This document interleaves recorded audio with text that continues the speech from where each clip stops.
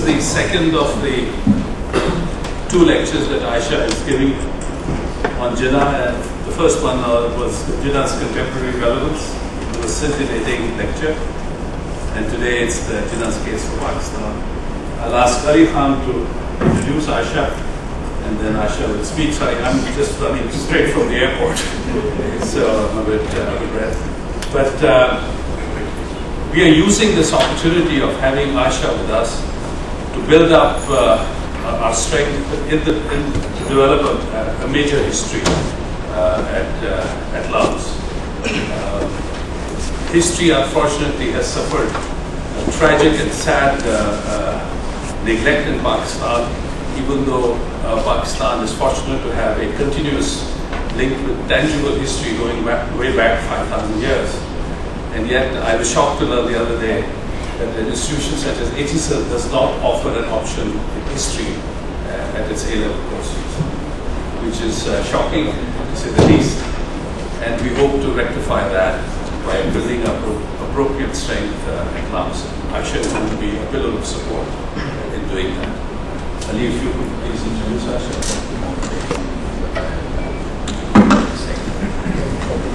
As usual, the normal announcements, please put your telephones off, because ringing in the middle of the lecture is extremely annoying. Apologies also for those of you who were here day before yesterday, because I repeat myself just briefly. As I mentioned then, also Ayesha needs little introduction.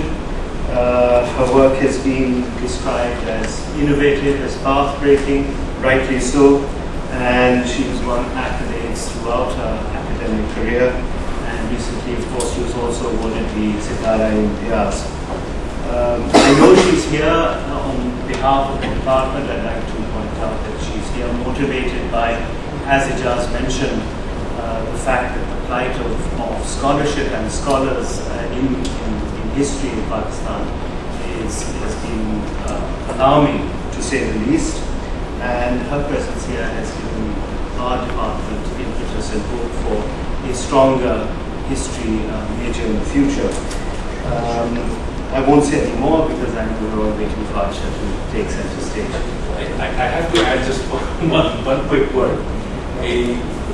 We're all familiar with Jaswant Singh's book. He was here recently, and I was shocked to learn that even though his book is based on Ayesha's scholarship on Jinnah, he does not acknowledge Ayesha even once in the book, and I think that's horrible.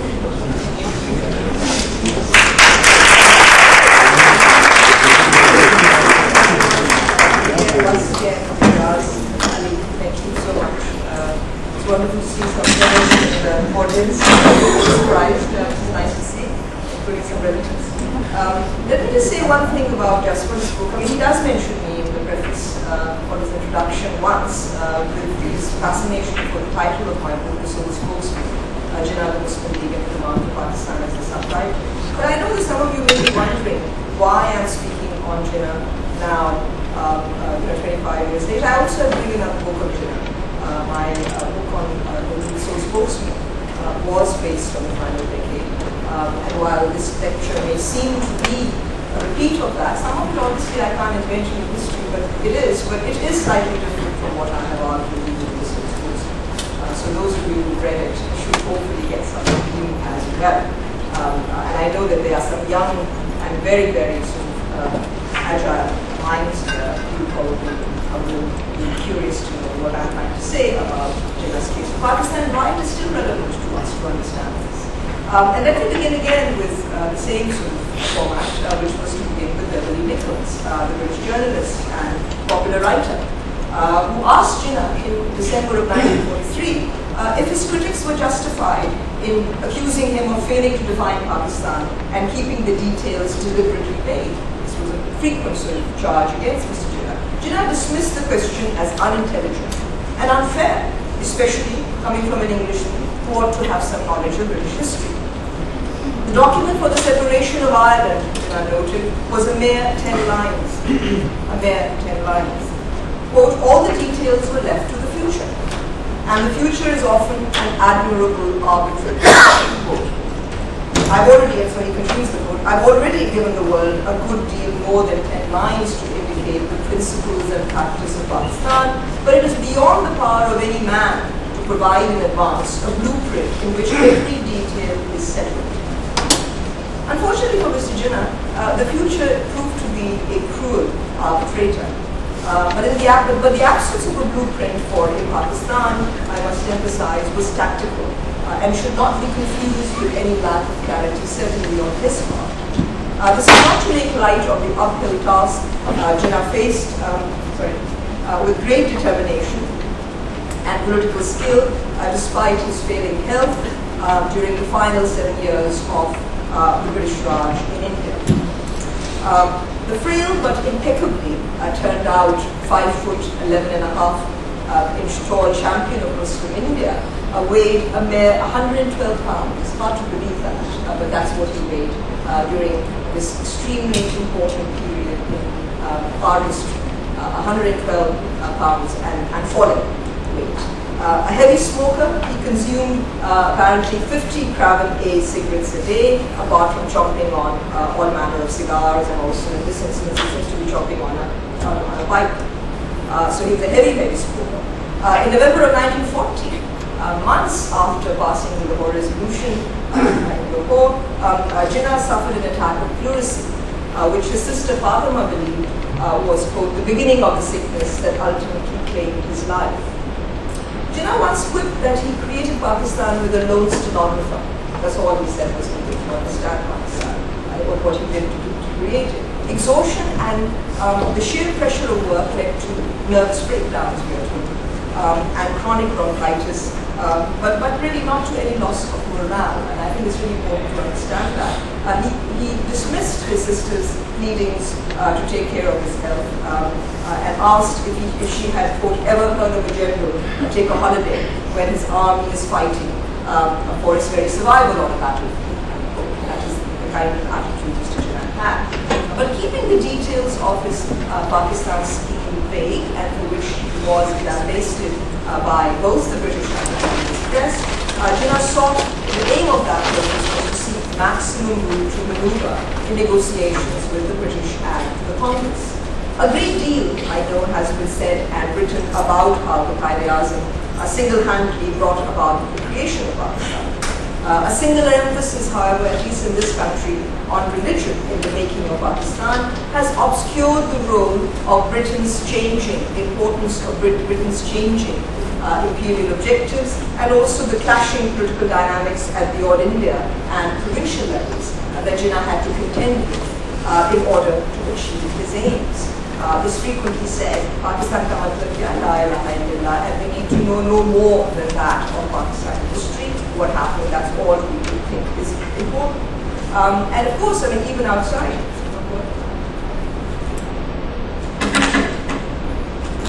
even beyond Pakistan, we seem to have the popular view is that it was the kind of religion that brought about the separation of the Muslims of India from the rest of India. But nevertheless, I think it takes nothing away from the passion and sacrifices of ordinary people in 1947 and certainly after to argue that Pakistan owes its very existence primarily, I believe, and I want to emphasize that is my argument, to Jinnah's astute constitutional understanding of the federal principle. That is the argument. Despite his centralist ambitions, his entire career had been focused on playing a major role at the All India level. That's where he was. That's where he spent a good part of his career in the Central Legislative Assembly. And for some of the younger people who want to further pursue Mr. Jinnah's career, that's where you need to look for his arguments in the Central Legislature are really worth a read in terms of his whole character. There's been far too much focus, I must say, on the final decade. You need to understand the man in a wider context. That's something I'm also trying to do in my new book on Mr. Jinnah. So as I said, despite his centralist ambitions, he advocated provincial rights within an All India Federation before ending up formally demanding Pakistan. Jinnah's defense of minority rights, Muslim minority rights, as well as other minority rights at the first roundtable conference in London, which were convened to discuss the future constitutional framework of India. These were convened from December 1930 onwards, led the British media to liken him to the American Woodrow Wilson. This is also another underplayed point in Pakistan, the extent to which Mr. Jinnah drew from the idea of self-determination to push forward the idea of Pakistan. We tend to try and understand the demand for Pakistan primarily in terms of this drive, this sort of inexorable drive towards Pakistan based on Islam. But Mr. Jinnah had used the idea of self-determination. At the plenary session of the Roundtable Conference, Jinnah argued that if power was to be transferred at the centre, the interests of all minorities had to be safeguarded. The entry of the Indian princely states, for those of you who are not aware of this, the British ruled India directly, which was called British India, that consisted of 11 British Indian provinces, and nearly 40% of Indian territory consisted of 565 odd Indian princely states, big and small. Once the idea of an Indian federation came into existence in which the princes would be a part, that was a relatively new idea in the 30s. And this is what Jinnah is saying. The entry of the Indian princely states into the All India federal equation had, quote, radically altered the situation, proving, however, that a nationalist is a nationalist, whatever the party affiliation. He objected to the princely states being allowed to join the All India Federation on a different basis than the British Indian provinces, the 11 British Indian provinces under colonial rule. As sovereign entities, the princes could decide what powers to surrender to the centre, because they would negotiate their way to the centre. The provinces, on the other hand, who were already part of British India, were not given any such choice, and therein lay Mr. Jinnah's case, which he believed created a grave constitutional anomaly. You can't bring in the princely states who are, even if their idea of sovereignty, a full-fledged idea of sovereignty was denied by the Butler Commission, nevertheless, they were going to be allowed to determine what powers they would give up to the centre. But the provinces were not going to be given any such right. And that, he said, is not right. This doesn't make any constitutional sense. For the sake of uniformity, the British Indian provinces, quote, had to be treated, and I'm quoting him, as, quote, sovereign states, as in Canada, where provinces retain sovereignty despite surrendering subjects to a federal centre vested with residual powers. Residual powers mean those powers that are not actually either with the centre or with the constituent units. In this instance, the provinces, residual powers would be vested with the provinces. So this would give the provinces more weight vis-a-vis the centre. This is what Mr. Jinnah says. We must start with this basis. He insisted that the provinces must be also given a quote-unquote sovereign status in determining what the future shape of the centre would be. Until the princely states revealed what powers they were willing to surrender to the federal union, determining which powers the provinces would give up, in his view, was totally and utterly premature. Without the princes showing their hand, it was impossible to know whether the federation would be, quote, a real one, or watered down or weakened to such an extent that there is no federation at all. Jinnah realized that making the federation contingent on the agreement of the Indian princely states that were for long regarded as a bulwark of imperialism. They were, of course, pro-British in the main, not all perhaps, but they were. I mean, I'm not denying that there were some progressive princes, but by and large they were seen to be the bastions of British imperialism. So he's saying that making the federation contingent on agreement of the princely states was a move, a very clever move by the British to foil nationalist demands for responsible government at the centre. And that had been the goal that had united, at least in principle, Mr. Jinnah with the Congress in wanting to wrest power from the British at the All India Centre in Delhi. Putting the princes into the federal equation was a move to stop that momentum of that.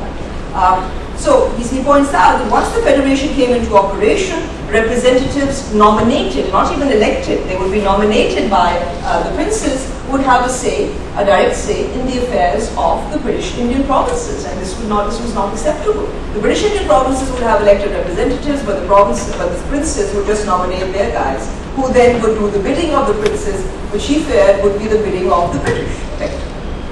This was a, quote, very serious proposition, and the princes were misleading everyone by saying that they were making a sacrifice by surrendering a part of their sovereignty. The provinces too, Jinnah argued, were whittling down their sovereignty.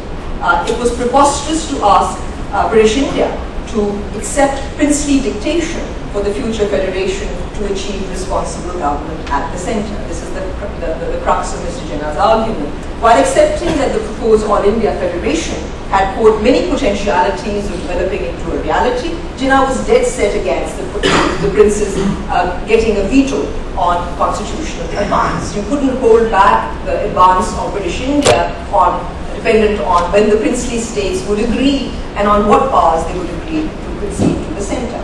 It would display the, quote, utter bankruptcy of British statesmanship if the delegates were now told, the Indian delegates were now told, that nothing could be done until Indians agreed amongst themselves on what to give up to the centre. Unless Muslims had security and a feeling of confidence, no, quote, no constitution that you will frame will work for 24 hours, unquote. This is Mr. Jinnah. In the absence of agreement, the British had to decide the issue of safeguards for Muslims as well as other minorities. These were not the pleadings, I must emphasize, of a loyalist politician, as some tried to portray him in the press of the time and even subsequently. Throughout the conference, in argument after argument, Mr. Jinnah adopted a liberal, democratic, and constitutional perspective to justify advance at the centre. The British had to move towards granting responsible government at the centre. The collapse of the first session of the conference left Jinnah completely isolated. He had been defeated by the stonewalling tactics adopted by the members of the Muslim delegation. At Fazli Hussein's instigation, Fazli Hussein was the leader of the Unionist Party, which ruled none other than our great province of Punjab. And Fazli Hussein, of course, had a direct say in what was happening in London because he had the air of the viceroy at the stage. There was no All India Party, for those who are not aware of this period, that could speak on behalf of all Indian Muslims from the All India level at this stage, a result of the provincialization of politics under the Montagu-Chelmsford reforms of 1990, which would then now be updated in the Government of India Act, through the Government of India Act 1925 subsequently. So Jinnah is very upset, but he could not afford to alienate Punjabi Muslims who, with the Aga Khan acting as the chair leader at the time, were talking of a United States of South Asia, in which the constituent units of the All India Federation would be sovereign entities that would delegate only limited power to the central government. This was poor recompense for Jinnah's exertions to get Muslim provinces to support advance at the centre. His entire effort prior to that, the 14 points, were all based on his attempts to find a common Muslim agreement. Muslims were split on what was, Muslim provinces, majority provinces like Punjab, wanted strong provinces and preferably no advance at the centre.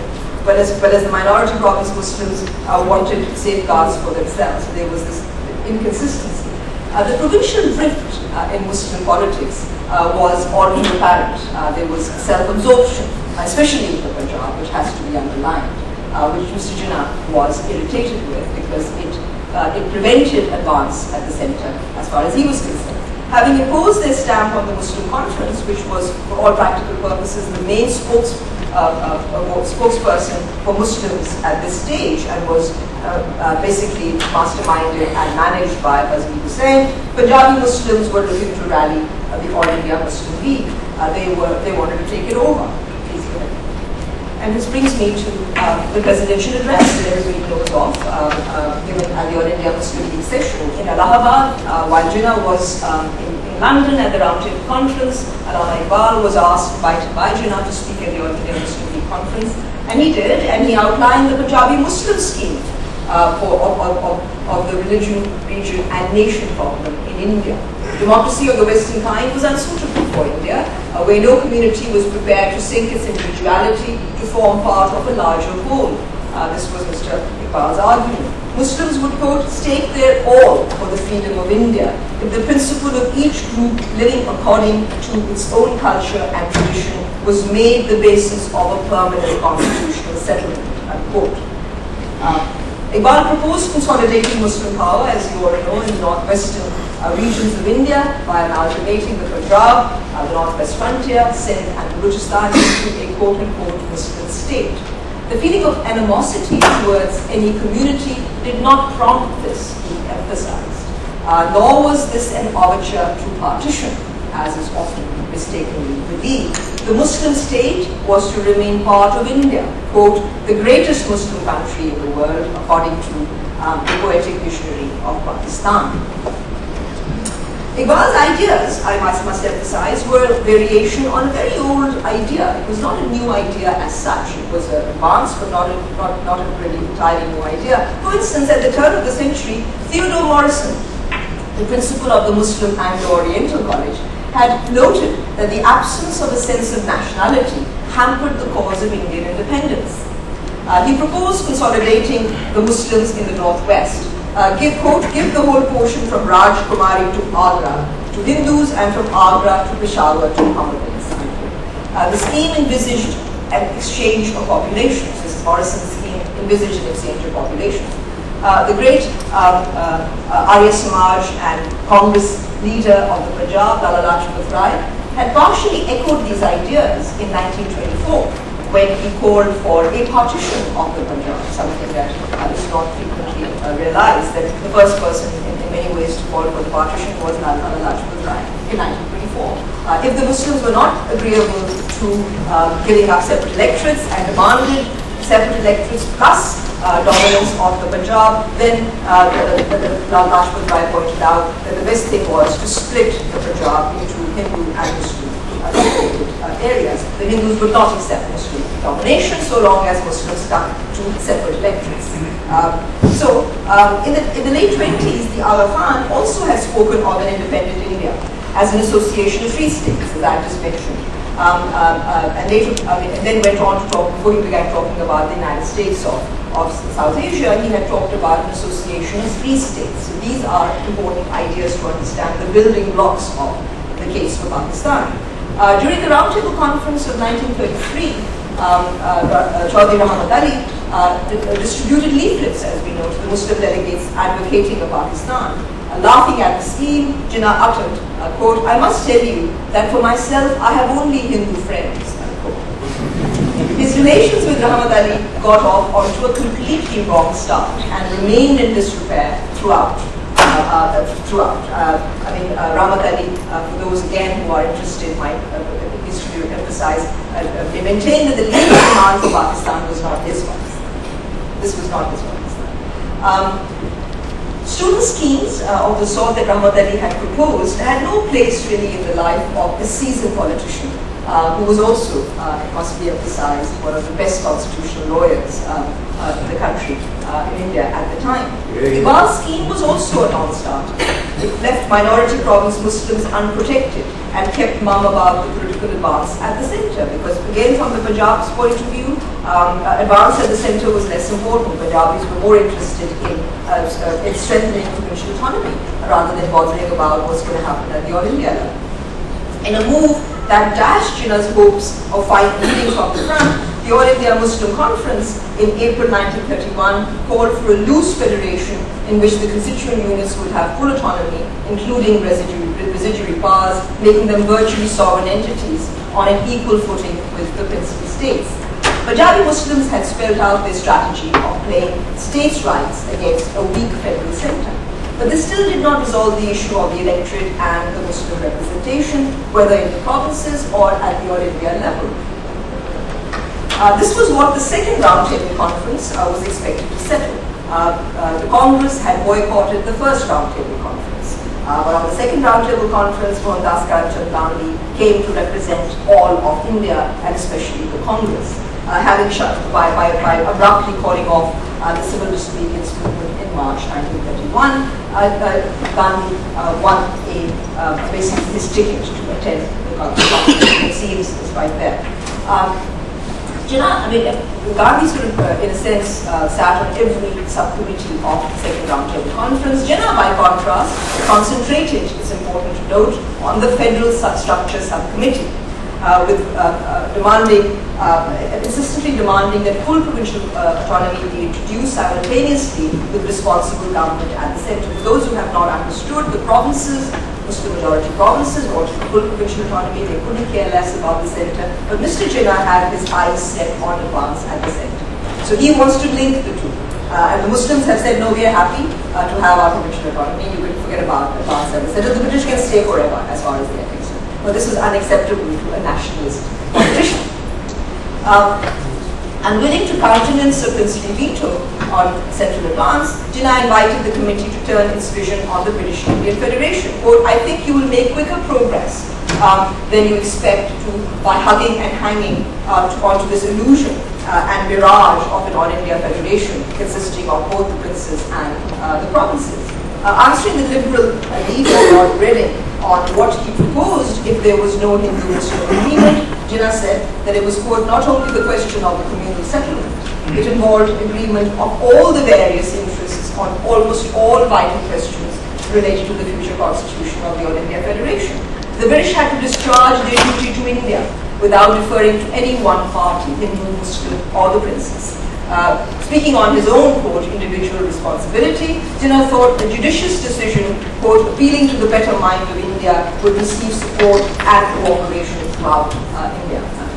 Closing the conference, the British Prime Minister, Ramsay MacDonald, promised a simultaneous introduction of central and provincial responsibility with adequate safeguards for the minorities.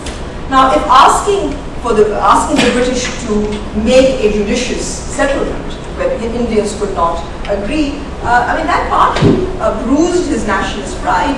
Riding on the back of the provinces was an even riskier enterprise for Mr. Jinnah. Jinnah's talk in Muslim India hit a new low after the Second Roundtable Conference ended inconclusively.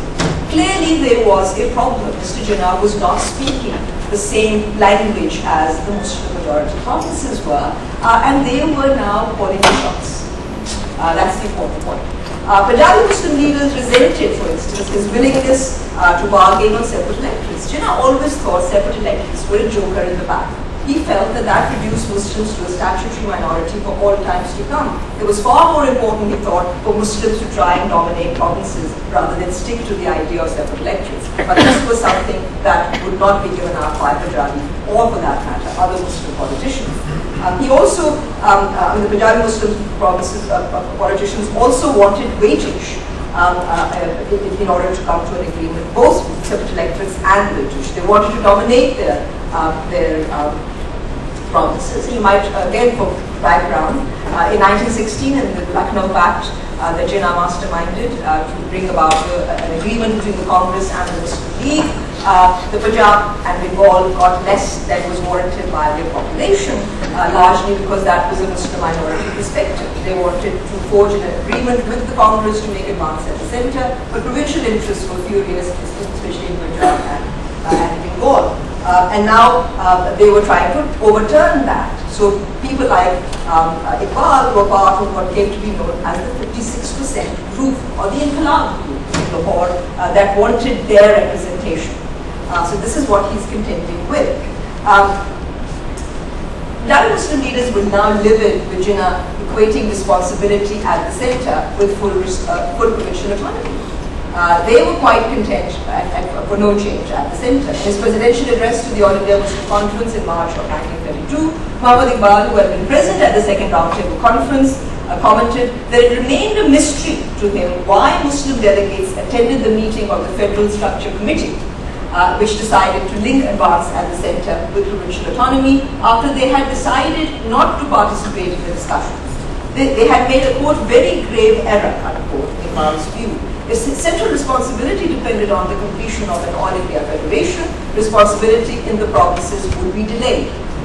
In keeping with the Punjabi provincial thesis, Iqbal advocated provincial autonomy before central responsibility. Much, quote, spade work had to be done before we can really have a modern federal structure.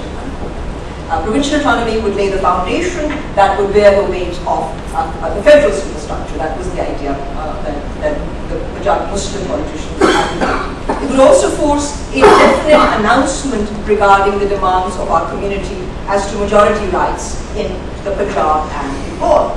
Iqbal attributed the British Prime Minister's silence on this all-important question to, quote, the conduct of our leaders, no names mentioned, which had, quote, raised all sorts of suspicions in the minds of the Muslim community.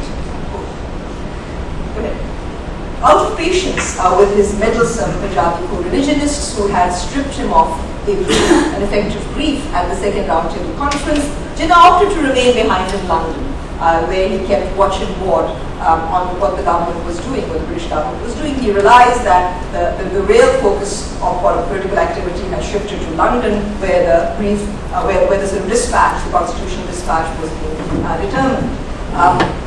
So he lived there in Hampstead with his daughter Dina and sister Fatima. Of course, he was not invited to the third roundtable conference. That's very interesting. Zafrullah Khan tried his best, but Mr. Jinnah was not invited, largely because of his independence of mind and stolid opposition to the proposed All India Federation, which I've already tried to suggest he thought was a fake, because it was nothing but a maneuver to prevent advance at the centre by bringing in the princely states. As Jinnah explained later, and I use his own words to explain what happened at the second roundtable conference and why he was kept out in the third. He said, because, quote, I displeased the Muslims, I displeased my Hindu friends, I displeased the princes, because I was deadly against their underhand activities, and I displeased the British Parliament, because I felt right from the beginning and rebelled against it and said that it was all a fraud, the Federation, that is. Samuel Hoare, the Secretary of State, the then Secretary of State for India, confessed his utter dislike to Jinnah, said he was the one guy he disliked the most of all Indians he'd ever met, and then alleged that throughout the proceedings of the first two conferences, the Muslim League leader, quote, behaved like a snake, and no one seemed to trust him. The snub, interestingly enough, the snub of not being invited to the third roundtable conference unexpectedly resuscitated Jinnah's stalled political career. In August of 32, MacDonald's Communal Award was given a mixed reception by the Muslims. The Communal Award, for those who again don't know, was the franchise on how the vote would be settled. So Muslims got their separate electorates, or rather retained their separate electorates, but they were also given more seats than any other community in the Punjab and Bengal, and together with the odd seat, the reserved seat for the landlords and university seats, they could expect to dominate the provinces. This was the Communal Award. But it was given a mixed reception by Muslims because the Muslims in the majority provinces were okay about it. Muslims in the minority provinces were not entirely happy because it would still reduce them to keep them as hopeless minorities. This underlined the conflicting interests in the majority and the minority provinces from the Muslim perspective.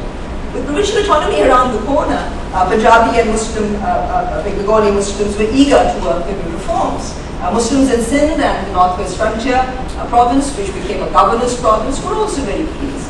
But what was good for Muslims in the majority provinces was bad for Muslims in the minority provinces. In the UP, Bihar and central provinces and Madras, Muslim representation was whittled down, was much less. Full provincial autonomy removed the official bloc, the British official bloc, which was a kind of a safeguard against, safeguard for minority interests. The release of the Joint Parliamentary Committee's white paper in November of 1933 set the stage for Jinnah's return to India. On 4th January 1934, the future Quaid-e-Azam stepped off the ship in Bombay in fighting spirit. He fired the first shot at the white paper, calling his federal scheme, quote, a pure deception. The only way to stop the British from thrusting the scheme on India was for Hindus and Muslims to unite. The burning question was whether Indians could, quote, even at this 11th hour, forget the past and muster up the strength to resist what is being hatched both at Downing Street and Delhi. They had spent far too much time thinking about their own communities. Quote, let us now concentrate upon the interests of our motherland. The theme of unity was to remain the lead motive of Mr. Jinnah's political stance during the run after the first elections under the Government of India Act of 1935. Projecting himself as an impartial mediator, he distanced himself from the bigoted and self-serving interests in both communities. And I think this is extremely important even at this stage to understand. He wanted to lead a progressive, organized and united Muslim community standing on par with other communities in the march to win India's freedom.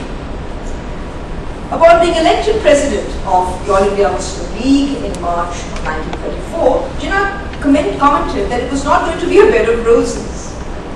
Muslims had to fight for safeguards without losing sight of the wider interests of the country as a whole, which he always considered sacred.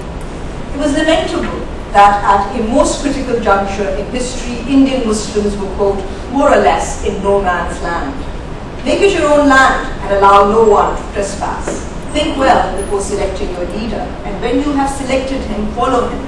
But in case you find his policy detrimental to your interests, kick him out.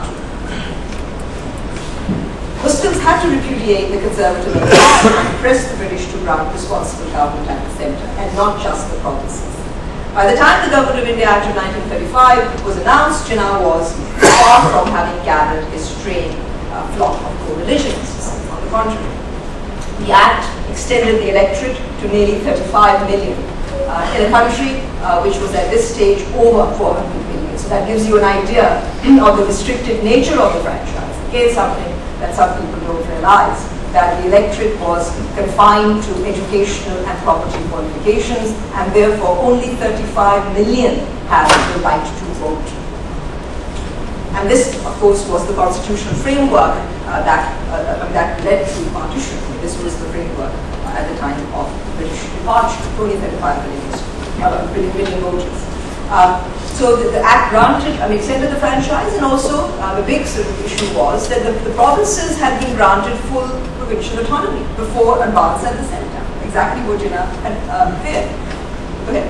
Responsible government at the centre was postponed until 1/2 of the Indian princely states on the basis of population voluntarily acceded to the federal union. Please look at this is the idea of 40% of India is the Indian princely states. The stripes show you of how widespread this is. Okay. While each of the more than 500 Indian princely states could negotiate the terms of their accession to the Indian Federation, the provinces would automatically come into the Federation. The Federation would not be created, they would already be there. Jinnah was aware of the Muslim provinces' insistence on retaining the residual powers to the federating units. He also knew that the Congress wanted a strong All India centre, and his own idea, I must emphasize for your purposes, was closer to that of the Congress. After all, his entire career had been focused on the centre. But, like a good lawyer, he opted to argue the Muslim brief on constitutional grounds. That's the point that you have to understand. Speculation is rife about the Qaid's precise motivations, while more level-headed analysis concede that he had no choice. Once Jawaharlal Nehru refused to even acknowledge the existence of a communal problem, Nehru said that he looked through a telescope and couldn't find a Muslim problem. His detractors accused him of personal animus towards the Congress leadership that had spurned his efforts to try and mediate Hindu-Muslim differences. All his career had been based on that. And so people say, well, you have to do this, but also reiterate. It's not a new argument. This is basically what all of these people suggest. In fact, Jinnah had long supported the idea of an all-India federation, calling it the best solution for India's cultural diversity. A pragmatist, he wanted a real federation, not one based on artificial unity. I think this is the important issue. He slammed the 1935 Act for being, quote, thoroughly rotten and fundamentally bad. The princes had imposed, quote, impossible terms, while the iron wall of safeguards demanded by the British for their own purposes had laid a snare for unsuspecting Indians.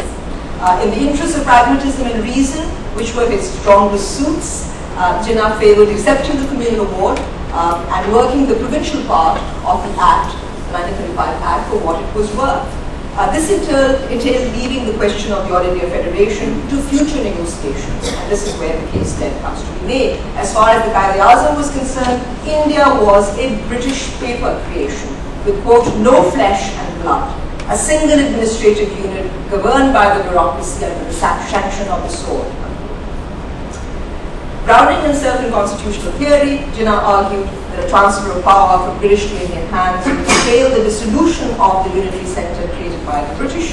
Implicit in his protest against the prince's right to negotiate accession and deny this to the provinces was the notion that any reconstitution of the future Indian centre had to be based on the agreement of the federating units. Federations are created from below, not imposed from above, and that is basically the crux of his argument. A forced union from above would destabilize India. There would be no union at all.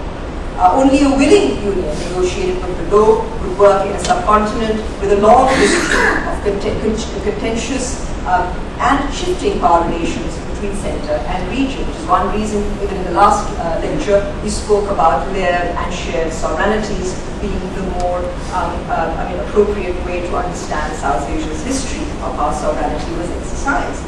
The postponement of full responsible government until the accession of half the princely states on the population basis, however, gave Jinnah the time he needed to build the Muslim case. He was saved from the political wilderness after the Muslim League was absolutely decimated in the 1937 elections, won a mere 4.4% of the total Muslim vote cast, despite the fact that Muslims had separate electorates. This is the important point. Muslims preferred to vote for provincial parties. In the Punjab, the Unionist party swept the polls with only a lone Muslim leader there to wave the League's flag in the assembly. So that's something to keep in mind. He was saved really from the political wilderness in 1937 again in Lucknow by the Muslim premiers of the Punjab and Bengal, who, fearing the dilution of the provincial autonomy by the Congress, agreed in 1937 to allow Jinnah to speak on their behalf at the All India level, but only so long as he stayed out of their provincial affairs. His brief was, why did they do that? Well, they knew that the future of the centre would come into negotiation. The elections have been held. The Congress had done really well in the 1927 elections. It managed to form governments in 8 out of 11 British Indian provinces. And in the Punjab and Bengal, for further information for you, it's interesting that the Congress was weakest precisely in the Punjab and Bengal. Here the Mahasabha had an edge. And the Congress was weak. So the Congress, if it wanted to storm the centre, would have to find a way to rope in the Muslim majority provinces, especially if it wanted to continue with its dream of a unified India. And this is where Mr. Jinnah had his opportunity. So, the Muslim League could potentially use this opening because Jinnah saw the Congress's triumph at the centre as really heralding the new age where the centre would triumph over provincial interests. I hardly need to add that Mr. Jinnah simply did not understand, did not care very much about provincial complexities. He was a man of an all-India vision, and anything as a national vision and an international vision. He found the provinces problematic in this attempt. But we hope that now, with the centre likely to be the focal point, the provinces would accept these things, and eventually this would give him something with which to negotiate with the Congress. The outbreak of war in Europe forced Jinnah to come forward with a specifically Muslim demand much earlier, arguably, than he would have liked. This was what the Muslim League's March 1940 resolution was designed to achieve. The resolution makes no mention of Pakistan. Please read it, partition, or for that matter, a centre, whether weak or strong. The crux of the League's demand was that all constitutional negotiations from now on had to be considered de novo on the basis that Indian Muslims were not a minority but a nation, to be considered on an equal footing with the Hindu nation. This was Jinnah's attempt to get out of the very awkward situation that Muslims were a perpetual statutory minority. It was the League's considered view that the Muslim majority provinces in the northwest and northeast should be grouped to constitute independent states in which the constituent units shall be autonomous and sovereign. We all know that, or we should know that. But the sovereignty of these independent states was for the future, even though the League's working committee was empowered to explore the assumption, quote, finally, by the respective regions of all the powers such as defense, external affairs, communications, customs, and such others as may be necessary, unquote. The operative word was finally. It implied a transitional period and plenty of time to negotiate. That's what Jinnah did best. Once the principle of separate Muslim states had been conceded, Jinnah was prepared to negotiate whether these Muslim states would associate with the rest of India on the basis of a confederal arrangements on basis on two sovereign states, or make treaty arrangements as sovereign and independent entities. In either eventuality, the League's demand for a Pakistan, another word that Jinnah eventually in a public statement said, I've already pointed out that it was not mentioned in the Lahore Resolution of 1940, but he said, they fathered this word upon us, that is the Hindu press, but they accepted it. That's important to keep in mind. The demand for Pakistan, he argued, had to be considered prior to the delineation of the precise shape and powers of the All India Centre. Jinnah wanted a constitutional arrangement that gave Muslims something close to parity at a centre reconstituted on the basis of a partnership between two essentially sovereign states. Pakistan representing the Muslim majority provinces and Hindustan representing the Hindu majority provinces. Another slippage in our understanding often is that we don't realize that if you look at Mr. Jinnah's language, perhaps as late as 1947, he always talks about Pakistan and Hindustan, never Pakistan and India. So I think that's an extremely important hint. And in fact, just to add, I might not have a chance to explain this, he fought a very hard battle with Mountbatten in the end to prevent the Congress inheriting the title of British as the official title. He said there couldn't be no India without the Muslim majority provinces. So I think that's an important point that we need to consider. The Cabinet Mission Plan of 1946 proposed three-tier. This is Jinnah with the. I just want you to see this. Please go ahead. Okay. Now, the Cabinet Mission Plan for a three-tier federal arrangement for India based on the compulsory grouping of provinces. Grouping of provinces, A was the Hindu provinces, the majority provinces.